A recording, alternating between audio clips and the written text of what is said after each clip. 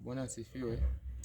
Nitaka kuwasihi na kuambia kama hiyo ni vitu yenye nilichukua kwa waganga na ninaona hainisaidii kwa chochote, hainisaidii kwa lolote, na ninawasihi kabisa muendelee kushika neno la Mungu, na kama mimi ninaamua kabisa kwa jina la Yesu Kristo, na najua Yesu Kristo ndio tegemeo na msaada yetu kweli. Na ndio kwa maana inaleta hiyo vitu kwa mtumishi, kwa nabii, ili apate kuvichoma, sababu naona havina maana kwa maisha ya mwanadamu kama vile kwa maisha ya sisi wa Kristo.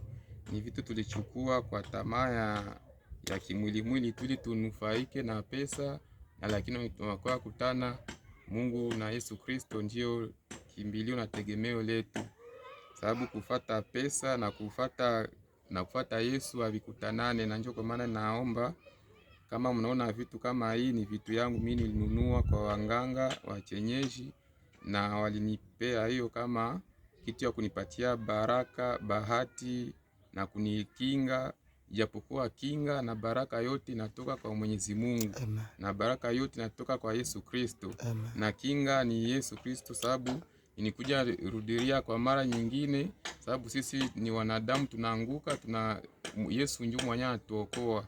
Na hapo niko mbele ya mtumishi, na naamini atachoma hiyo vitu kwa jina la Yesu Kristo na kuniongezea nguvu za Yesu Kristo, ili niendelee kutembea na Yesu, niachane na hii vitu ya kinganga kama na hii.